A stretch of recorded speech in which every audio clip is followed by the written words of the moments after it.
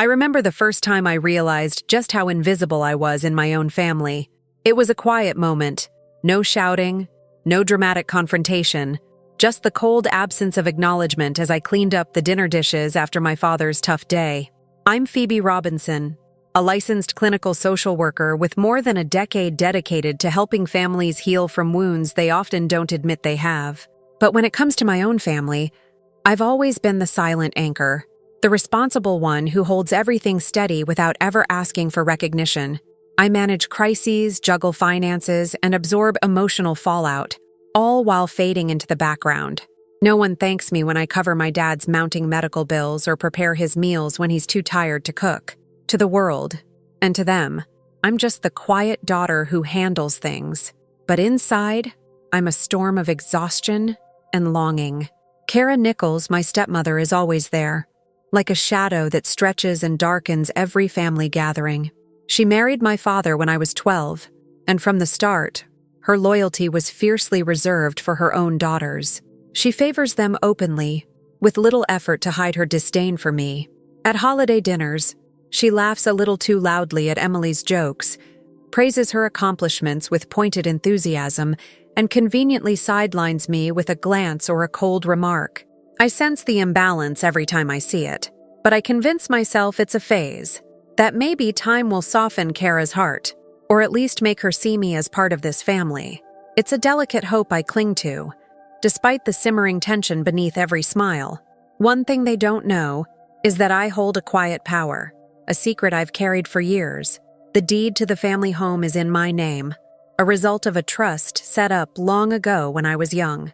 I've been managing the mortgage payments, covering expenses that go unnoticed, silently holding the roof over all our heads. It's an irony that the house, the place everyone claims as their birthright, legally belongs to me. Yet I never use this as leverage. I'm not sure if it's fear or hope that keeps me from wielding it, but I'm still grounded in the belief that I'm not a victim here. I'm the glue, the unacknowledged backbone, and maybe someday, that will be enough for them to see me. Looking back, the cracks in our family's foundation began long before I understood them fully. I was 12 when Kara married my father, Mark. I remember the birthday party vividly. It was supposed to be my celebration, but instead, Kara turned the spotlight mercilessly on her own daughter, Emily. The room buzzed with compliments for Emily's school awards, her latest dance recital, her new friends. Meanwhile, my few attempts to ask for help with my own homework were met with a dismissive, "You're too sensitive, Phoebe. You've got to toughen up if you want to succeed." My father, usually the easygoing one, merely smiled awkwardly and said nothing. I remember feeling invisible, like a ghost at my own party. Carrying that weight, I tried to understand Kara's coldness as some kind of tough love, a misguided preparation for a harsher world. But the sting of exclusion ran deep. One summer, when the family planned a trip to the lake, Kara bluntly told me I wasn't invited because I was too difficult to handle. I was 12, and that exclusion marked me more than any words could. It was the moment I realized that no matter how hard I tried, I was always on the outside looking in. The pattern of favoritism and neglect was clear, reinforced by Kara's controlling grip and my father's silence. I learned early that my worth was measured by how much I could prove myself, even if that meant hiding my pain behind a forced smile. Sacrifices became my currency in this family. I worked late nights and weekends so I could send money home, sometimes as much as $200 a month, just to help cover the mortgage and keep the house afloat. I set aside my own dreams, postponing graduate school opportunities so I could stay close and support my aging father. When medical bills piled up, I canceled vacations Daniel and I had planned, telling myself family came first. Still, to them, these sacrifices seemed less like generosity and more like obligations. My sister, Lisa Carter, often echoed Kara's dismissive comments about my efforts, making me feel even more isolated. Lisa, though my blood, had become another voice that questioned my place. Daniel, my husband, watches all this with quiet concern. He gently asks if I'm stretching myself too thin, if I need to set boundaries to protect my own well-being. I want to believe him. I want to believe that one day Kara will acknowledge what I've done, that the family will see me as more than the invisible fixer. The truth is, I guard the knowledge that the house is legally mine like a secret weapon, but I don't use it. I'm afraid that pulling that card would shatter the fragile peace we cling to. For now, I keep my head down, balancing my role as the family's unrecognized provider with my quiet hope that someday things might change. The first time Kara humiliated me in front of the family was during a holiday dinner filled with 15 of our closest relatives. I remember the way the room froze after her words. Social work? That's not a real job like my daughter Emily's corporate law career. The sharpness of her voice cut through the festive noise, silencing the chatter and turning all eyes toward me. I felt the heat rise in my chest, an overwhelming wave of humiliation threatening to suffocate me, but I forced a tight smile, the kind that hides wounds beneath polite skin. I leaned toward Daniel, whispering, "She doesn't mean it. She's just stressed." That became my shield, my way of rationalizing the cruelty I'd endured for years. I excused myself quietly to the kitchen, the hum of the dishwasher drowning out the sting of her words.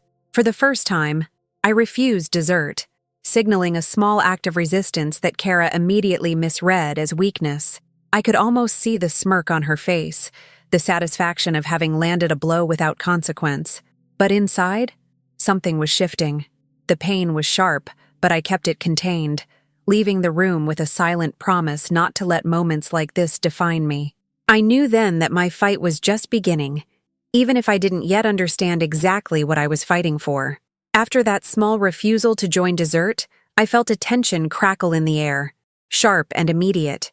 Kara didn't waste time turning that tiny spark into a wildfire. Within days, whispers slipped through the family grapevine, soft, poisonous questions about my loyalty and my ingratitude. I heard Lisa, my own sister, repeating Kara's words to Dad, saying I was unreasonable and painting myself as a martyr. It was as if my every gesture was being twisted into proof of my supposed grandiosity. The relatives who once exchanged polite smiles around me suddenly leaned in with clipped comments, suggesting I was too sensitive or over-emotional. Some even hinted I needed therapy, though I'm the one trained to guide others through trauma. I started second-guessing myself, wondering if maybe they were right. Was I overreacting? Had I misread their coldness all these years? The gaslighting was subtle but effective. Kara's influence stretched like a web through the family, isolating me from those I once considered potential allies. Daniel noticed my growing confusion and offered quiet support, but even he seemed frustrated by how tightly Kara controlled the narrative. One evening, he said softly, "Phoebe, I see how this is wearing you down. Just don't forget who you are." His voice was steady, but I caught the flicker of worry behind his eyes. Kara's hold wasn't just emotional anymore. It was tactical. She was dismantling my credibility piece by piece, and the family was absorbing her version of the story without question. The most painful part was feeling the shift in the power dynamic between us. I had always been the steady one, the quiet backbone, but now I felt like a fragile outsider, an intruder in the family's carefully curated world. Kara's flying monkeys, those relatives who blindly echoed her accusations, seemed to swoop in whenever I tried to speak up, pressing me to stop causing drama or let it go. Their words stung because they sounded so reasonable, but beneath them was a cruel dismissal of my reality. I caught myself shrinking, biting my tongue when I wanted to roar. It was exhausting, but I clung to the hope that if I stayed calm and persistent, the truth might still break through the fog. One afternoon, after yet another pointed comment from Aunt Lorraine, I sank into the couch, numb. I whispered to Daniel, "Maybe I am just too sensitive. Maybe I'm imagining things." He shook his head firmly. "No, Phoebe, you're not crazy, and you're not alone." His conviction steadied something inside me.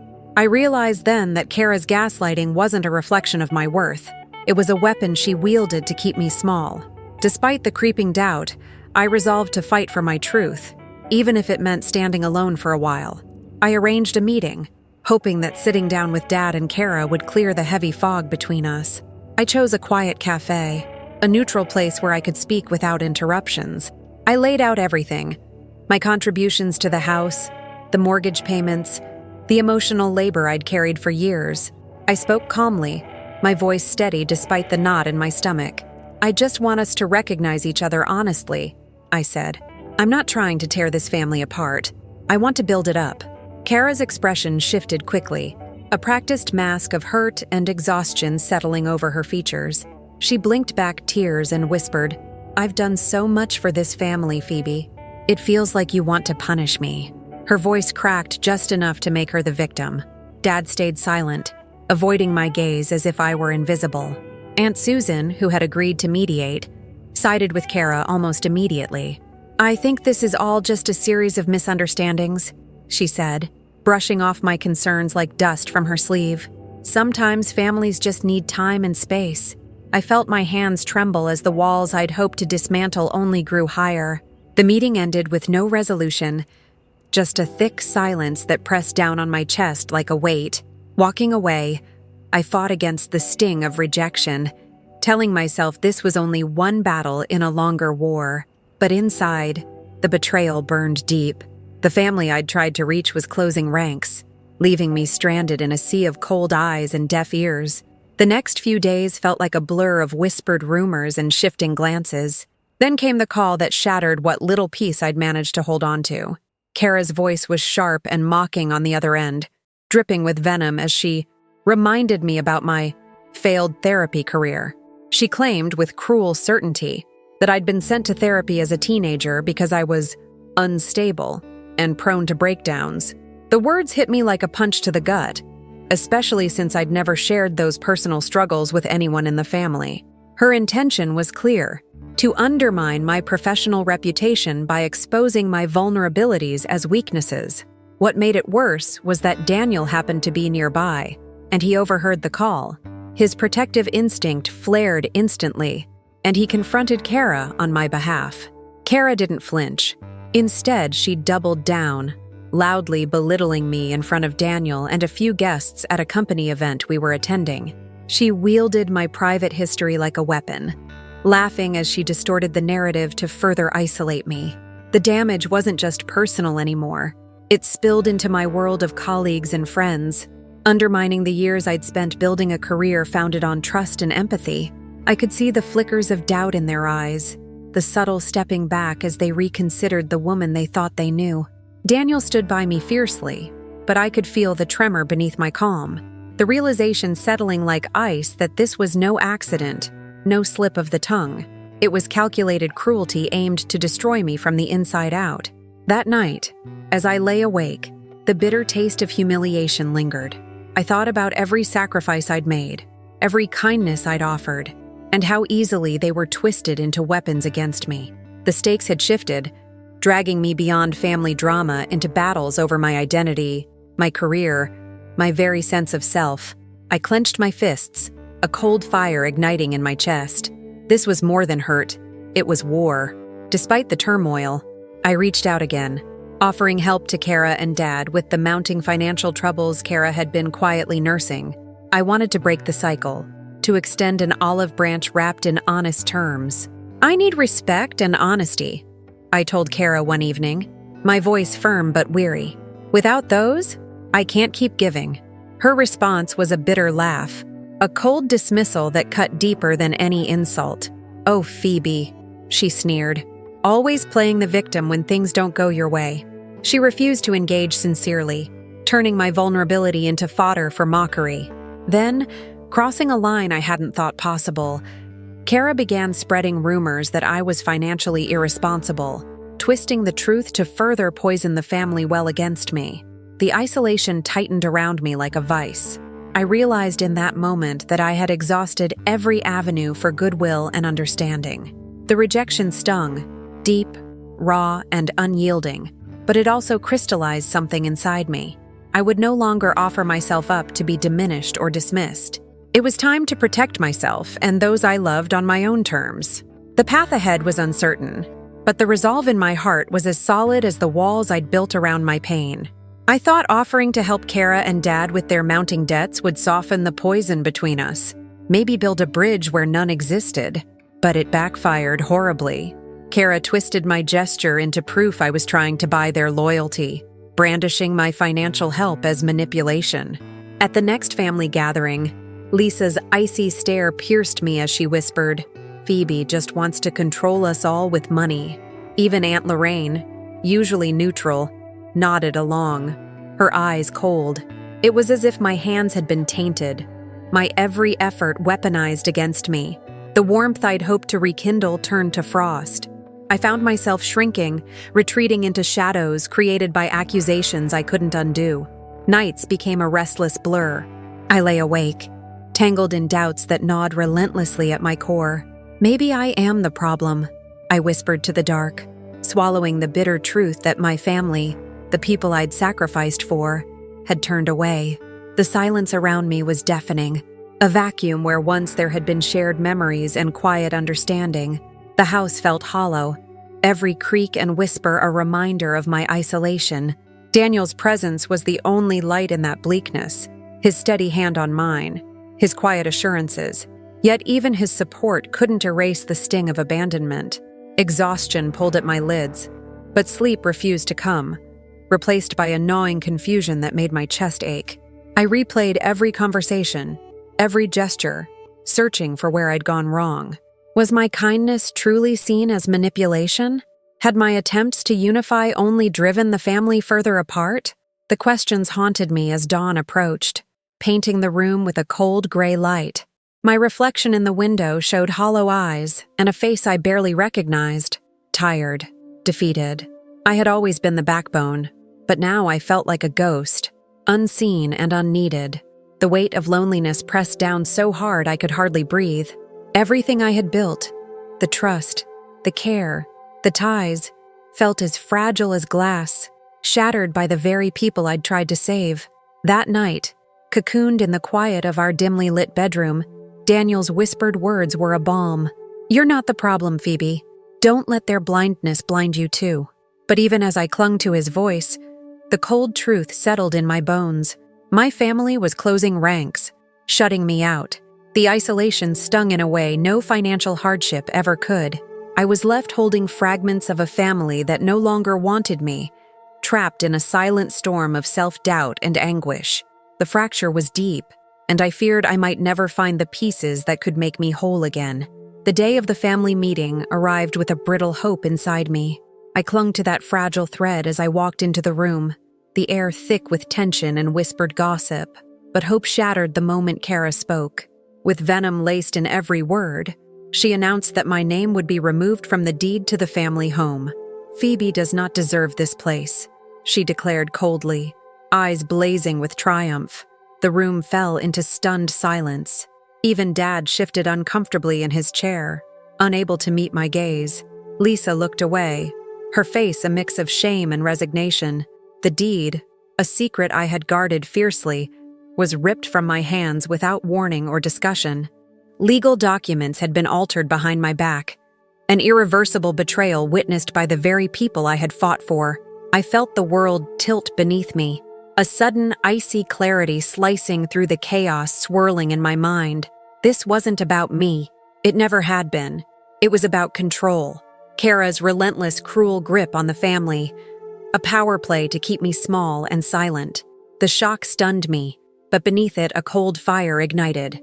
My hope, that fragile thing, died in that room, replaced by a steely resolve that clenched around my heart.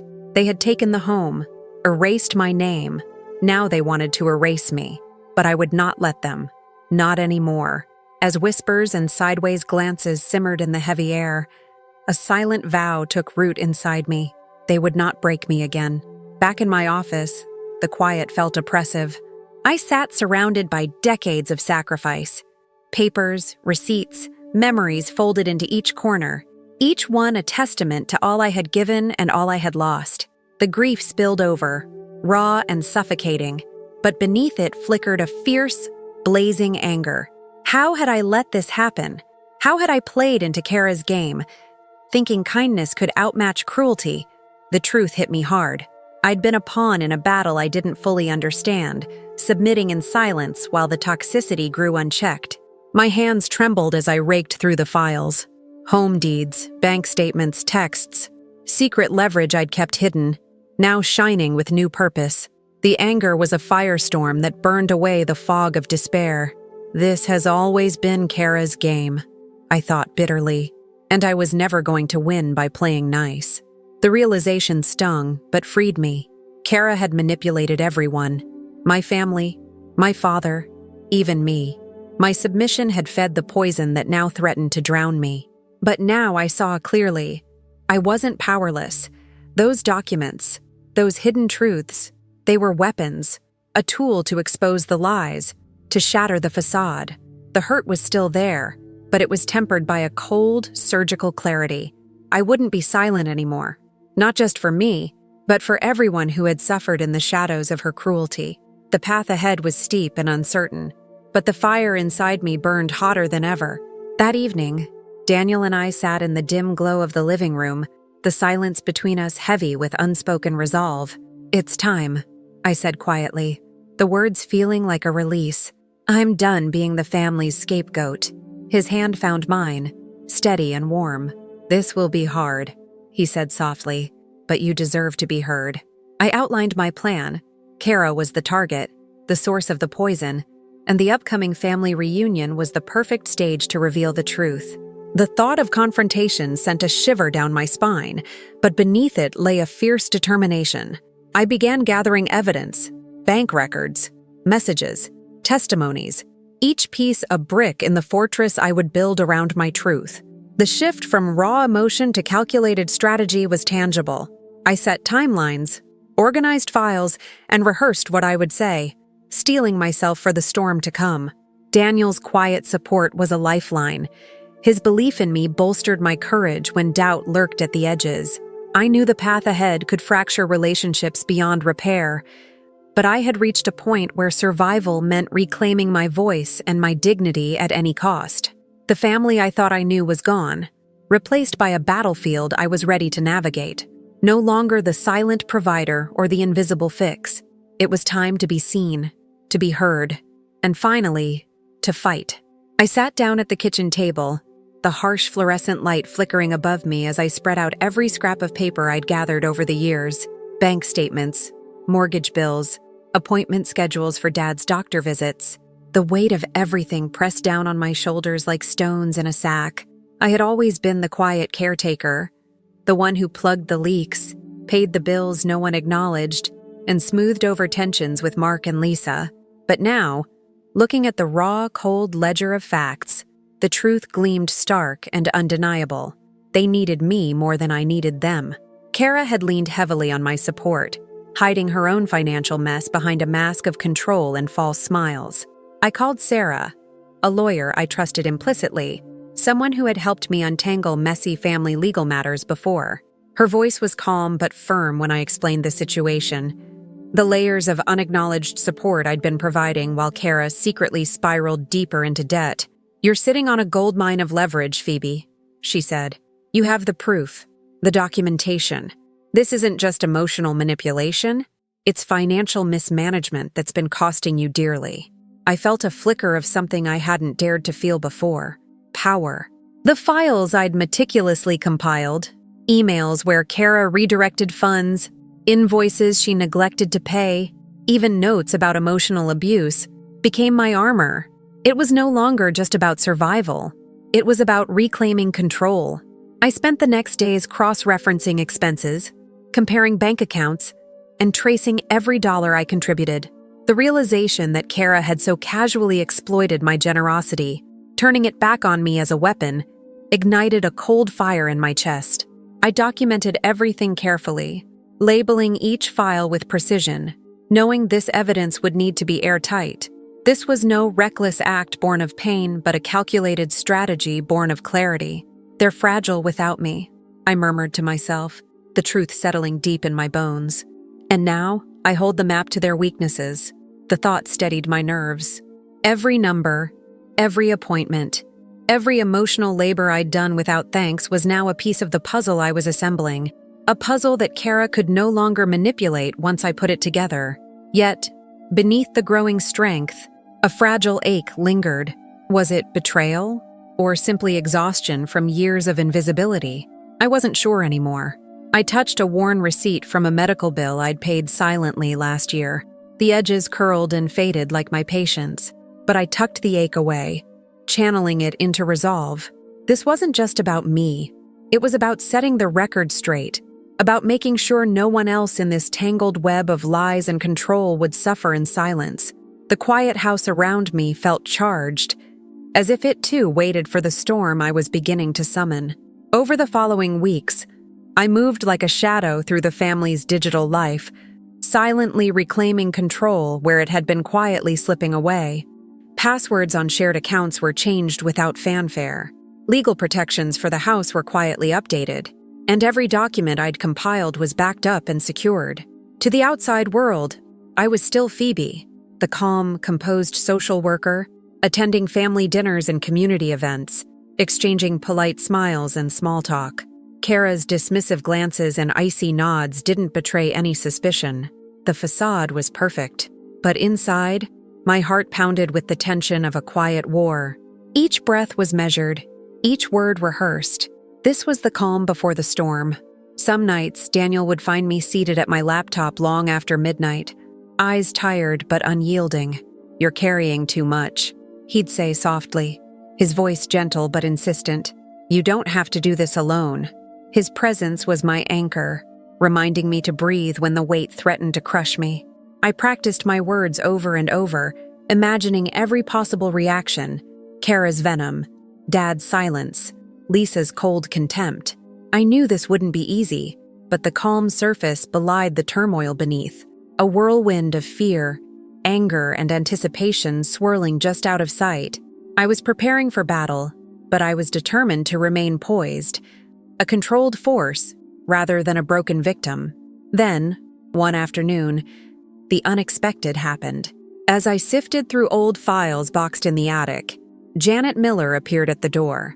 I barely recognized her, an unfamiliar face from a distant branch of the family tree. Her eyes held a mixture of sorrow and resolve as she handed me a thick folder. "You're not the first," she whispered, voice trembling. "Kara did this to my sister too." My hands felt clammy as I opened the folder, flipping through affidavits, letters, and photographs documenting years of similar abuse inflicted on Laura, Janet's sister.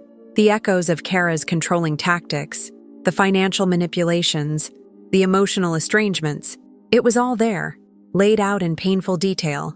Shock rippled through me, but so did a strange sense of validation. I wasn't alone. This wasn't some isolated family feud. It was a pattern of calculated cruelty, a legacy of control stretching beyond my own pain. My chest tightened as I read letter after letter describing the same cold manipulations I'd endured. I thought about the quiet suffering of others, hidden behind closed doors and forced smiles. The weight of it bolstered my resolve. This was bigger than my own story now. I wasn't just fighting for recognition or fairness. I was standing against a cycle of abuse that had damaged lives before me and could continue if left unchecked. The folder slipped from my hands, and I sat back, the room seeming smaller, suffocating with the truth. "This changes everything," I whispered to Daniel later, my voice steady but fierce. "This isn't just about my family. It's about exposing a pattern of destruction." The moral imperative settled like iron in my veins. The stakes multiplied. I wasn't just fighting to reclaim my place, I was fighting to protect others from becoming ghosts in Kara's shadow. The path forward suddenly felt clearer, sharpened by purpose. My plan to confront her would no longer be just a personal reckoning, it would be a public unmasking. The first moves had to be deliberate and decisive. I started by cutting the financial lifelines that Kara had taken for granted. One morning, I contacted the mortgage company, instructing them to freeze any further payments from my account, a step I'd agonized over but knew was necessary. The silence that followed was thick with unspoken consequences. I blocked Kara's access to family email threads, removing her from group chats where she'd previously operated unchecked. The house's ownership documents were formally updated, with legal notices sent to all relevant parties. Each action was a small but potent strike, a way to reclaim what was mine and disrupt Kara's control. The family began to notice the shift immediately. Phone calls went unanswered, appointments were missed, and Kara's usual plans started to unravel without explanation. Yet no one connected the dots to me, the quiet architect behind these moves. Kara's carefully constructed veneer of control began to crack. Bills went unpaid, creditors started calling. Her world, once seemingly untouchable, was faltering. I kept my exterior calm, refusing to rise to the bait of her possible provocations. Daniel watched the transformation with quiet pride, his steady presence a reminder that I wasn't alone in this fight. Inside, beneath the composed surface, a mixture of relief and apprehension churned. The first consequences were now visible, but the hardest battles were still ahead. I felt the weight of every choice, every act of defiance, knowing that this was just the opening salvo in a war for my dignity and truth. The silence in the house was heavy with tension, a breath held before the inevitable storm. But tonight, for the first time in a long while, I felt the faintest flicker of hope that I might finally be seen, finally heard, and finally free. The room buzzed with the low hum of distant conversations and clinking glasses as the family reunion reached its peak. Over 30 relatives filled the large dining hall, their faces flickering between curiosity and polite amusement. I stood, heart steady but hands trembling slightly, and asked for a moment to speak. The table fell silent like the eye of a storm. Kara's eyes narrowed, lips tightening into a thin line as she watched me, an expression of cold calculation flickering before fading to disbelief. I drew a deep breath, feeling the weight of years compressed into this single moment. For too long, I was silenced and marginalized. I began, voice calm but unwavering. Tonight, that ends. I placed a stack of documents on the table, bank statements showing the financial support I had quietly provided, text messages exposing her manipulations, and affidavits from Janet Miller revealing Kara's history of cruelty. The room shifted, eyes scanning the proof I laid bare. I watched as Kara's composure cracked, her mouth opening slightly in shock, unable to deny the evidence. Relatives exchanged stunned looks. Some nodded subtly in quiet support. Lisa's conflicted gaze darted between Kara and me, while Mark was utterly speechless. The power had shifted. I stood taller, my voice steady and firm. The family home is legally in my name. This is no longer about control or favoritism. It's about truth and respect. The silence that followed was thick, heavy with tension and unsaid reckonings. I could feel eyes on me, some filled with empathy, others with disbelief. Kara's stunned silence screamed louder than any defense she could muster. I felt a surge of quiet triumph, not in cruelty, but in reclaiming my voice. For years, I bore the burden without thanks. No more, I said, locking eyes with Kara, then the crowd. I'm setting clear boundaries. This family's future depends on honesty. The room remained hushed, the air charged. This was the moment I had feared and hoped for.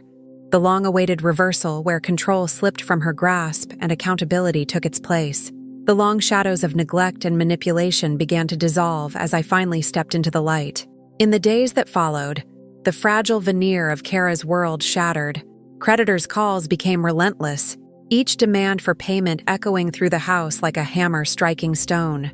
Family members, once silent or complicit, started pulling away, conversations turning hushed and wary. Some reached out to me alone, their voices tinged with regret and newfound understanding. I never saw it before, one whispered, but now it's clear. I listened, offering steady reassurance but careful to maintain my boundaries. The flood of apologies was not an invitation for old wounds to reopen. Kara's messages began arriving. Emails, texts, even phone calls, each filled with desperate apologies and promises to change. I read them in silence, my heart weighing the sincerity behind the words, but I refused to be drawn back into the patterns that had once held me captive. My reply was a measured calm, a firm line drawn in the sand. The family facade fractured visibly, alliances shifting like quicksand.